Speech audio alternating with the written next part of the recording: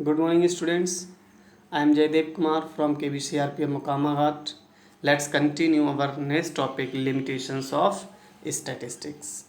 Okay, students, in previous video we have discussed about importance of statistics in economics, and before ending the video I told you that we have start a new unit or unit second in the next video, but I forget a small topic which is important for your exam point of view. So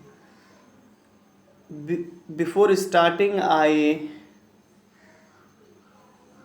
new unit, we have discussed about a short topic, limitations of statistics. Okay students, इस video को भी start करने से पहले मेरे पास एक आपके लिए सजेशन है, एक शिकायत है। आपको मैं डेली एक वीडियो प्रोवाइड करा रहा हूँ, पीडीएफ नोट्स आपको प्रोवाइड करा रहा हूँ। पिछले 2-1 दिनों से हेल्थ प्रॉब्लम की वजह से मैं लाइव क्लास नहीं कर पा रहा हूँ, अदरवाइज़ टॉपिक वाइज मैंने लाइव क्लासेस भी कंडक्ट की हैं। और आपसे बार बार मैंने कहा है, be careful, be vigilant, B alert about your study. लेकिन आप में से कुछ ही स्टूडेंट्स ऐसे हैं जो डेली असाइनमेंट का नोट्स प्रिपेयर करके क्लासरूम पर अपलोड कर रहे हैं, मैक्सिमम 4 स्टूडेंट्स। अदर्स पे कोई रिस्पॉन्स नहीं है। शायद हो सकता है वो वीडियोस को भी ना देख रहे हो, ये भी हो सकता है कि वो पीडीएफ कंटेंट भी नहीं रीड कर रहे हो। तो मेरा सजेशन आपके लिए यही है, be careful, be alert about your study, otherwise you are responsible for your situation. Okay, तो मैं दोबारा आपसे बोल रहा हूँ कि मैं जो भी डेली वर्क आपको जो भी असाइन कर रहा हूँ, उस वर्क को डेली का डेली रीड कीजिए, पीडीएफ रीड कीजिए, वीडियो को वॉच कीजिए। कल से मैं आपकी लाइव क्लासेस भी कंडक्ट करने लगूँगा दोबारा से, तो उन क्लासेस को भी आप ज्वाइन कीजिए। कोई भी डाउट है, कोई भी क्वेरी है, आप मेरे साथ लाइव क्लास में शेयर कीजिए, मुझे पर्सनल व्हाट्सएप नंबर पे शेयर कीजिए। आपके क्लास का जो व्हाट्सएप ग्रुप है आप उसमें शेयर कीजिए। पर्सनली आप मुझे फ़ोन भी कर सकते हैं। हर प्लेटफॉर्म पे मैं आपकी क्यूरीज और डाउट्स के लिए रेडी हूँ, लेकिन करना आपको भी होगा। मैं पहले भी बोल चुका हूँ, स्टडी तभी ठीक से चलेगी जब आप मेरे साथ चलेंगे। तो आपको जो भी डेली असाइनमेंट दिया जा रहा है उस टास्क को कंप्लीट करिए। जिस वे में दिया जा रहा है उस वे में कंप्लीट कीजिए। मैंने आपको बताया, सबसे पहले आप पीडीएफ कंटेंट को रीड कीजिए, उसके बाद आप वीडियो को देखिए, और उसके बाद मैं एक लाइव क्लास करता हूँ उसी सेम टॉपिक की। तो आपकी जो भी कंटेंट में और वीडियो में जो भी डाउट्स हैं, आप उन डाउट्स को लाइव क्लास में भी डिस्कस कर सकते हैं। ठीक है, तो मैं फिर से आपसे कहूँगा कि आपको जो भी मैं असाइनमेंट देता हूँ उसे प्रॉपर वे में कंप्लीट करिए, और डेली का डेली क्लासरूम में जाइए, अपना क्लास वर्क ओपन कीजिए, जो असाइनमेंट दिया है उस असाइनमेंट को ओपन कीजिए। ठीक है, और उसके बाद आप अपना नोट्स वहाँ पर अपलोड कीजिए। आज की वीडियो के बाद मैं हर दिन 17 स्ट्रेंथ है आपकी, 17 क्लास वर्क देखना चाहूँगा। 3 to 4 ये नंबर काफ़ी नहीं है। 100% students provided there notes in your class को, otherwise you will be responsible. Okay, so now continue our topic, continue our discussion. Okay, तो स्टूडेंट्स, जैसा आपको टॉपिक दिख रहा है, लिमिटेशंस ऑफ स्टैटिस्टिक्स, क्लियर है, क्योंकि इससे पहले हम लोग फंक्शंस ऑफ स्टैटिस्टिक्स को डिस्कस किए हैं। उसके बाद हम इम्पोर्टेंस ऑफ स्टैटिस्टिक्स को डिस्कस किए हैं। ठीक है, फंक्शंस और स्टैटिस्टिक्स में हम लोगों ने देखा कि स्टैटिस्टिक्स में बहुत सारी प्रॉब्लम्स को, जो इकोनॉमिक प्रॉब्लम हैं, जो अदर प्रॉब्लम्स हैं, उनको स्टडी करने में हेल्प करता है। ठीक है, जैसे अगर हम इम्पोर्टेंस की बात करें तो जो हमारी प्रॉब्लम्स हैं, इकोनॉमिक प्रॉब्लम्स हैं, उन्हें न्यूमेरिकल फॉर्म में रिप्रेजेंट कर देता है। क्या होता है result? Easy to understand for everyone. जब हम किसी प्रॉब्लम को न्यूमेरिकल फॉर्म में प्रेजेंट कर देते हैं तो हर किसी के जो नॉर्मल इंडिविजुअल्स हैं उनके भी समझ में इजीली आ जाता है। दूसरा मैंने आपको बताया formulation of economic laws and theories. Laws and theories में भी के क्रिएशन में, फॉर्मेशन में हेल्प करता है। ठीक है, इकोनॉमिक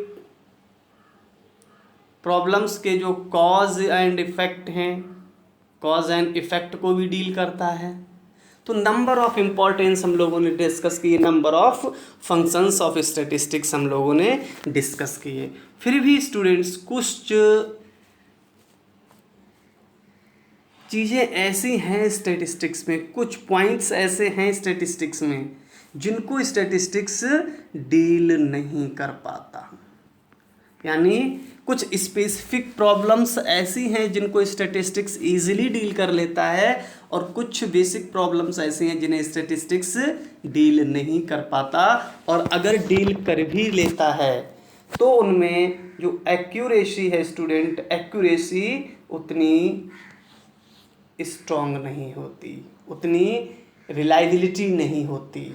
यानी या कुछ प्रॉब्लम्स के कंसर्न में स्टैटिस्टिक्स स्टूडेंट्स जो रिजल्ट देता है वो रिजल्ट उतने एक्यूरेट नहीं होते जितने कि जनरल साइंस या नेचुरल साइंस के रिजल्ट्स होते हैं।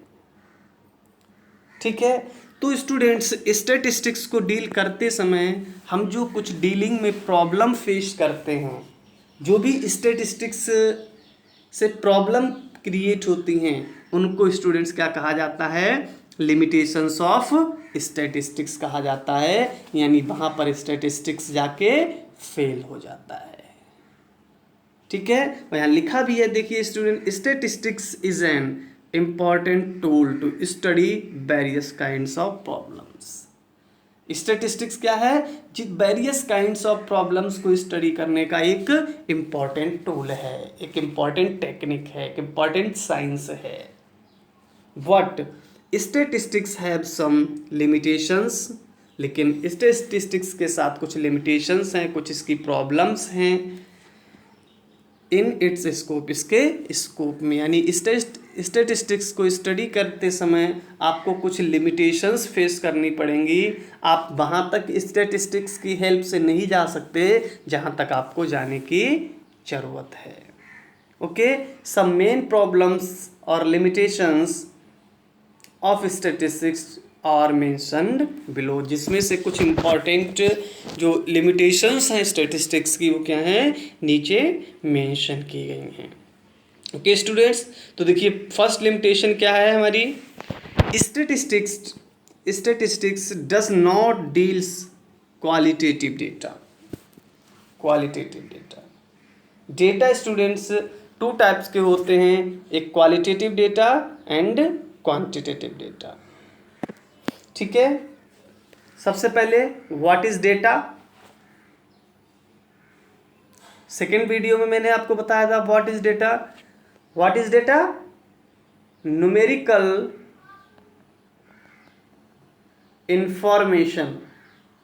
इंफॉर्मेशन ऑफ एनी फेनोमिना और कंसर्न, किसी भी संबंध में या किसी भी घटना के बारे में जो न्यूमेरिकल इंफॉर्मेशन होती है वो क्या है? उसी को हम डेटा कहते हैं। बताया था मैंने फर्स्ट जब हम लोग स्टैटिस्टिक्स को स्टार्ट किए थे, व्हाट इज स्टैटिस्टिक्स, तब मैंने आपको बताया कि किसी भी फेनोमिना या किसी भी कंसर्न से रिलेटेड जो न्यूमेरिकल इंफॉर्मेशन अवेलेबल होती है या जो न्यूमेरिकल इंफॉर्मेशन कलेक्ट की जाती है, उस न्यूमेरिकल इंफॉर्मेशन को हम स्टूडेंट्स क्या कहते हैं, डेटा कहते हैं। ओके अब ये डेटा स्टूडेंट्स टू टाइप का होता है, ठीक है। एक को हम कहते हैं क्वांटिटेटिव डेटा और एक को हम कहते हैं क्वालिटेटिव डेटा।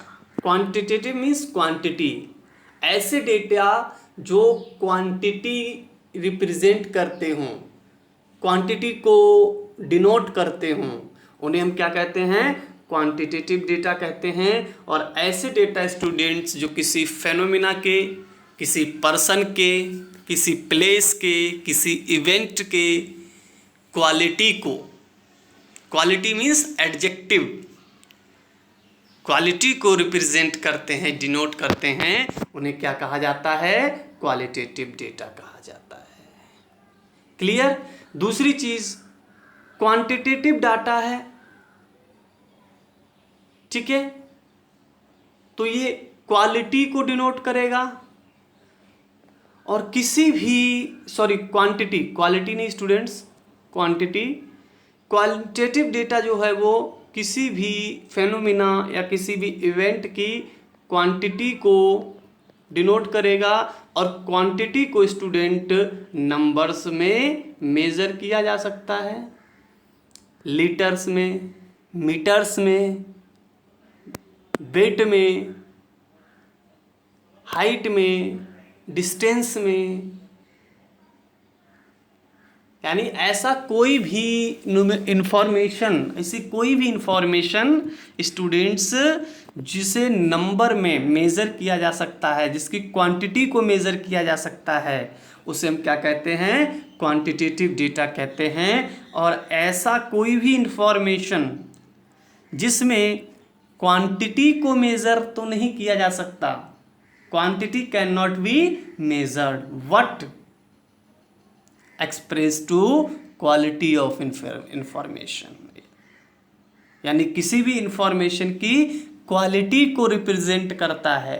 कोई भी इंफॉर्मेशन जो किसी इवेंट, किसी प्लेस, किसी पर्सन की क्वालिटी को मेंशन करता हो, क्वालिटी को एक्सप्रेस करता हो, क्वालिटी को डिनोट करता हो, और क्वालिटी को स्टूडेंट्स नंबर्स में मेजर करना पॉसिबल नहीं है। एडजेक्टिव को न्यूमेरिकल्स में मेजर करना पॉसिबल नहीं है। रैंक तो किया जा सकता है, first rank, second rank, better than, as much better, less, few, more, इस तरह से आप उन्हें एक्सप्रेस तो कर सकते हैं, लेकिन क्वांटिटी में उन्हें एक्सप्रेस नहीं किया जा सकता। तो ऐसी इंफॉर्मेशन जो क्वालिटी को रिप्रेजेंट करती, एक्सप्रेस करती है, उस न्यूमेरिकल को हम क्या कहते, उस इंफॉर्मेशन को हम क्या कहेंगे, क्वालिटेटिव इंफॉर्मेशन, यानी क्वालिटेटिव डेटा। और ऐसी इंफॉर्मेशन जो किसी भी प्लेस, पर्सन या इवेंट की क्वांटिटी को एक्सप्रेस करता है, मेजर करता है, उसे हम क्वांटिटेटिव डेटा यानी क्वांटिटेटिव इंफॉर्मेशन बोलते हैं। देखिए स्टूडेंट्स, लिखा हुआ है द डेटा और इंफॉर्मेशन अबाउट एनी कंसर्न, किसी के बारे में भी कोई डेटा दिया हो, कोई इंफॉर्मेशन दिया हो, विच कैन बी मेजर्ड और expressed in the form of numbers और डिजिट, यानी ऐसी कोई भी इंफॉर्मेशन किसी कंसर्न में जिसे नंबर्स में एक्सप्रेस किया जा सकता है या नंबर्स में मेजर किया जा सकता है, it is known as quantitative data. उसे हम क्या कहेंगे, क्वांटिटेटिव डेटा कहेंगे। जैसे हाइट को मीटर में मेजर कर सकते हैं आप, फीट इंच में मेजर कर सकते हैं, यानी क्वांटिटी आ गई। लेंथ या डिस्टेंस को मीटर्स में, सेंटीमीटर्स में, किलोमीटर्स में आप मेज़र कर सकते हैं, यानी ये भी क्वांटिटी आ गई। एज को भी आप नंबर्स में मेज़र कर सकते हैं, ईयर्स में कर सकते हैं, डे में कर सकते हैं, वीक्स में कर सकते हैं, मंथ्स में कर सकते हैं, ठीक है, ETC। इस तरह के जितने भी आपको न्यूमेरिकल इंफॉर्मेशन मिलेगी वो सारी की सारी नंबर्स में मेज़र की जा सकती होगी। सेकेंड, द डेटा और इंफॉर्मेशन अबाउट एनी कंसर्न, किसी कंसर्न के रिगार्डिंग ऐसी कोई इंफॉर्मेशन दी है, ऐसा कोई डेटा दिया है which can not be measure और expressed in the form of number और डिजिट। ऐसे किसी भी कंसर्न में कोई भी इंफॉर्मेशन जिसे नंबर्स में या डिजिट्स में मेजर नहीं किया जा सकता is known as qualitative data. For example students, beauty, beauty को नंबर्स में मेजर किया जा सकता है, बहुत सुंदर है, कम सुंदर है, उससे ज़्यादा सुंदर है, लेकिन कितना, 1 किलो सुंदर है, 5 किलो सुंदर है, 10 मीटर सुंदर है।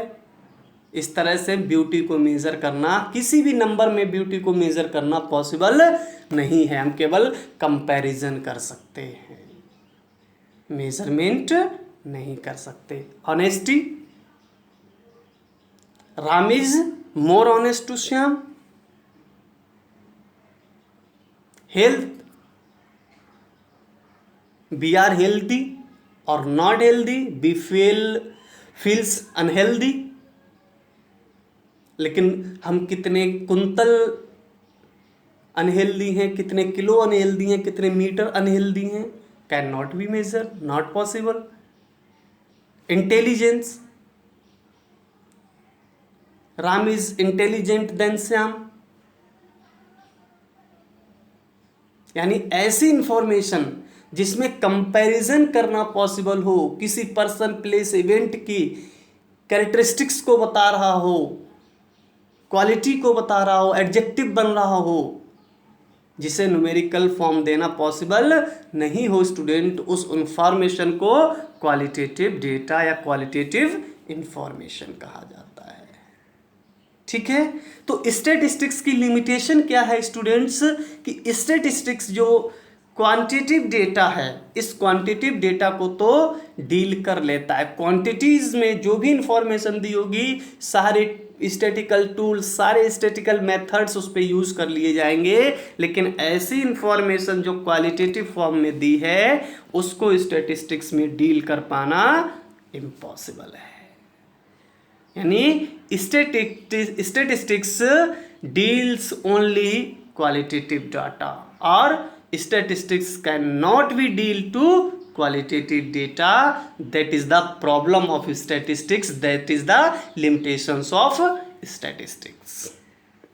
Okay, देखिए यही इस प्रॉब्लम में लिखा हुआ है, statistics can be applied in studying only those problems which can be measured in quantity और numbers। यानी statistics में क्वांटिटी और नंबर्स में मेजर करने वाली सारी प्रॉब्लम्स को डील किया जा सकता है।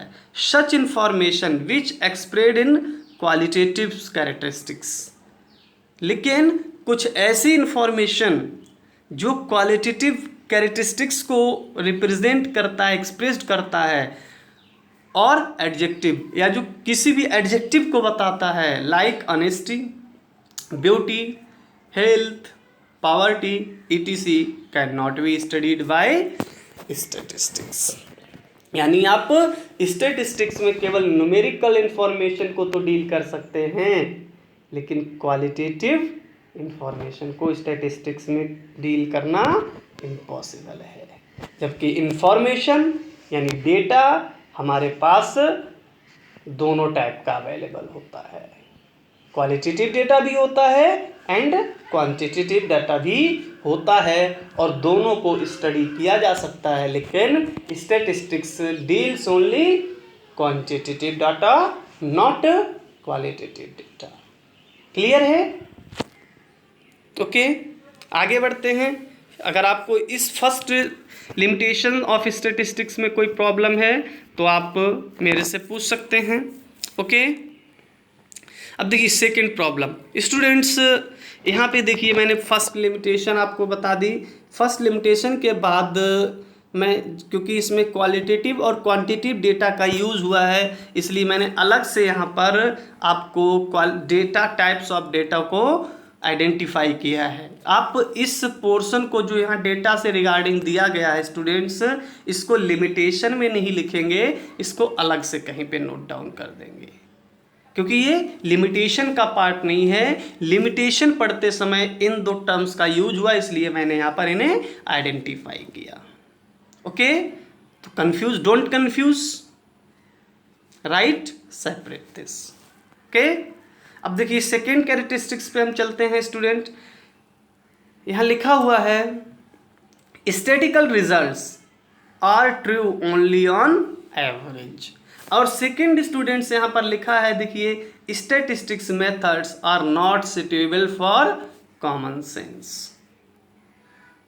दो कैरेक्टरिस्टिक्स, सॉरी दो लिमिटेशंस आपको दिख रही होंगी अपनी स्क्रीन पर। फर्स्ट है statistical results are true only on average, यानी स्टैटिस्टिक्स के जो रिजल्ट होते हैं वो केवल एवरेज में ही ट्रू होते हैं, इंडिविजुअली यानी सेपरेटली ट्रू नहीं होते।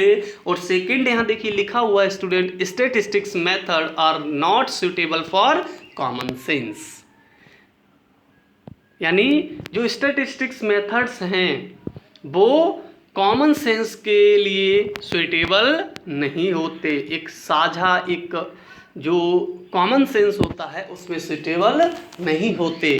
अब देखिए स्टूडेंट्स, इन दोनों लिमिटेशंस को समझाने के लिए मैं आपको एक स्टोरी देता हूँ, एक स्टोरी देता हूँ। वो स्टोरी क्या है देखते हैं।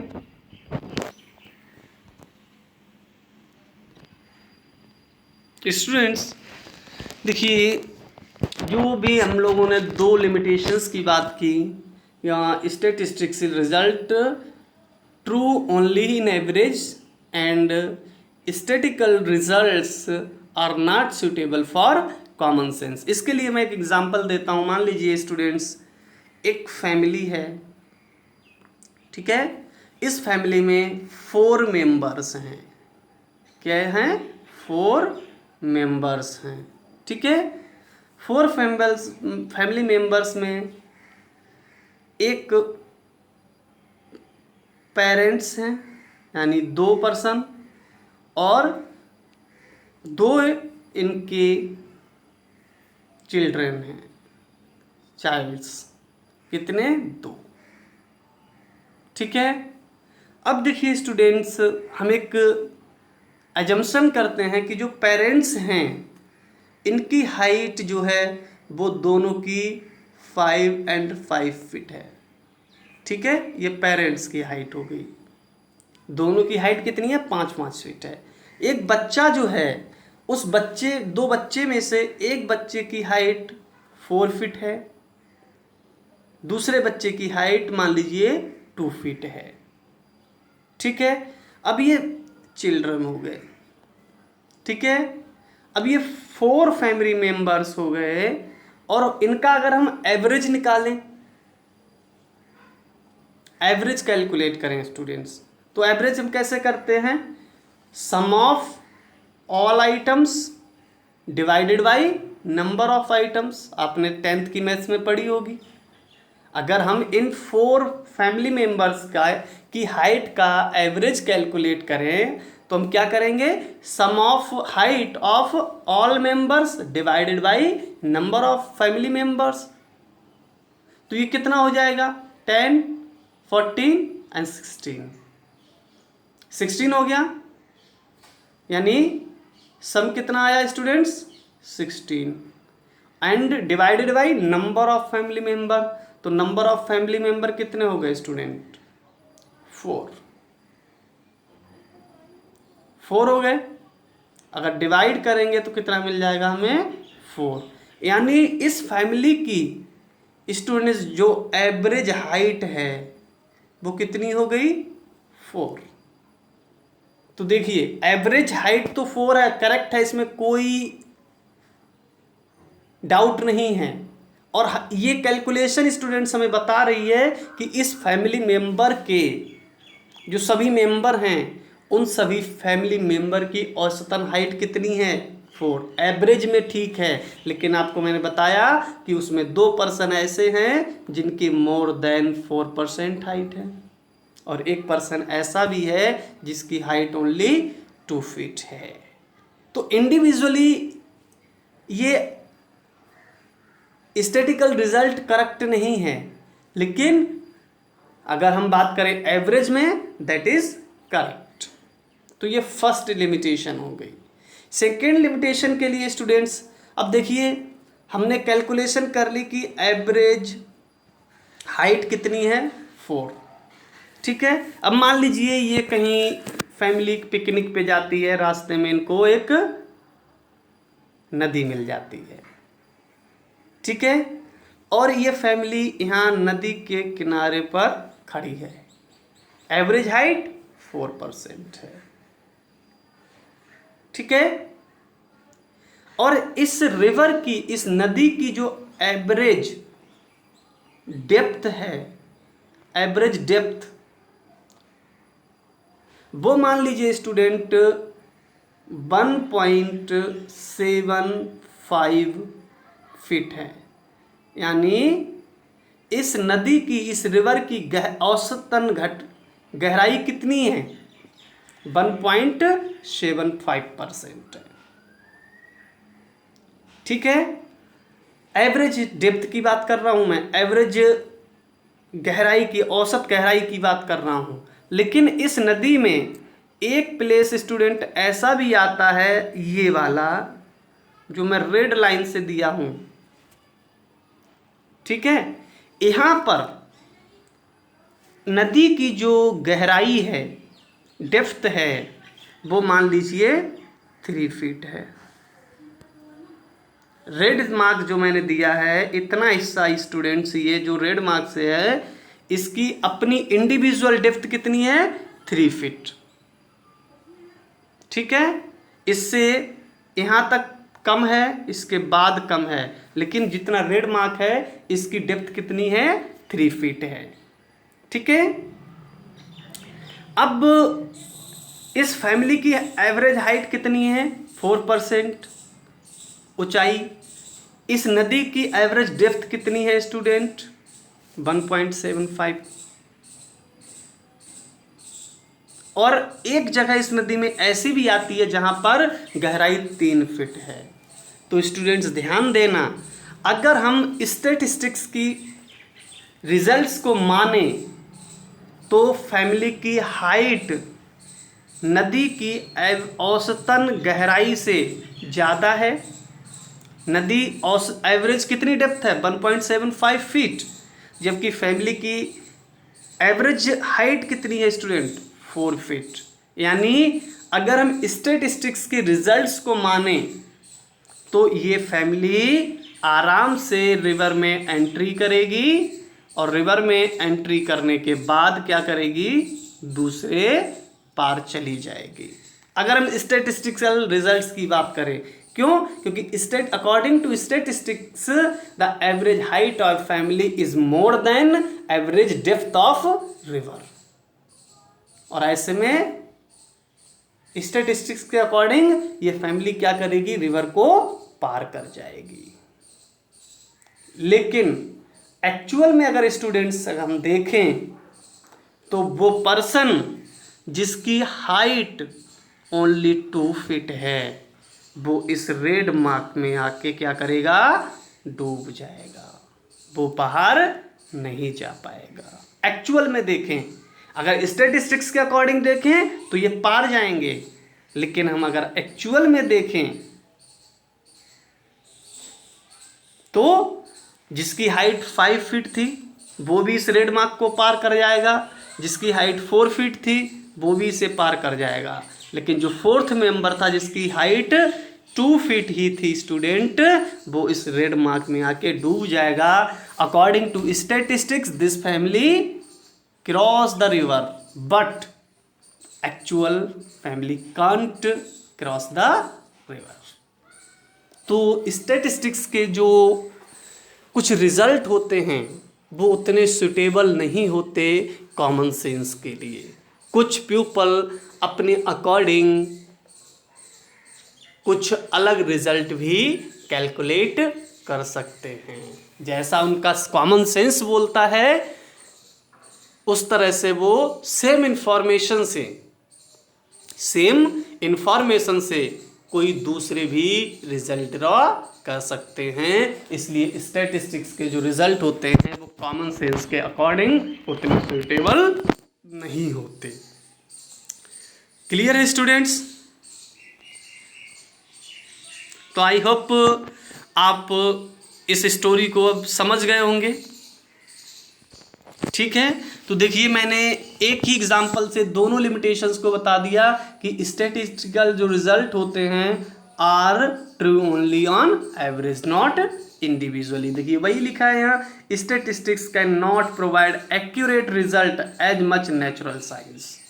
अगर नेचुरल साइंस से हम वो नदी पार करने जाते तो नेचुरल साइंस हमें बताता कि जो इसमें 2 फीट का पर्सन है ये उस पार नहीं जा सकता, क्योंकि उसकी जो इंडिविजुअल हाइट है वो नदी के एक पॉइंट की डेप्थ से कम है। लेकिन स्टैटिस्टिक्स ने कहा not, average height of family is more than average depth of depth of river, so family can cross the river. Clear? तो जो स्टैटिस्टिकल के रिजल्ट होते हैं स्टूडेंट वो नेचुरल साइंस के अकॉर्डिंग उतने एक्यूरेट नहीं होते। Result of actual science gives exact result and these result are universally true. हमें जो नेचुरल साइंस या जनरल साइंस जो भी रिजल्ट्स देता है वो एकदम एक्चुअल होते हैं, एक्यूरेट होते हैं और कंप्लीट यूनिवर्स में उनको ट्रू माना जाता है। However statistical laws are not exact because result of statistics are giving in the average। इसलिए क्योंकि statistics के जो रिजल्ट होते हैं वो एवरेज में होते हैं, इसलिए ये उतने एक्यूरेट नहीं होते। सेकंड मैंने आपको बताया कि statistics methods are not suitable for common sense. अभी नदी का बताया, क्योंकि जो फैमिली उस रिवर को क्रॉस कर रही थी उसने कॉमन सेंस लगाया कि हमारी फैमिली की जो हाइट है, एवरेज हाइट है, वो नदी की एवरेज डेप्थ से ज़्यादा है, इसलिए हम पार हो जाएंगे। दूसरी फैमिली अगर जाती तो हो सकता है उसका कॉमन सेंस अलग काम कर रहा होता और वो सोच लेता कि एवरेज हाइट हमारी ज़रूर ज़्यादा है, लेकिन इस नदी में एक पॉइंट ऐसा भी हो सकता है जो फैमिली के सबसे छोटे मेंबर की हाइट से ज़्यादा हो जाए, और ऐसी सिचुएशन में वो नदी पार नहीं कर पाए। तो according to common sense statistics के रिजल्ट भी बदल जाते हैं स्टूडेंट्स।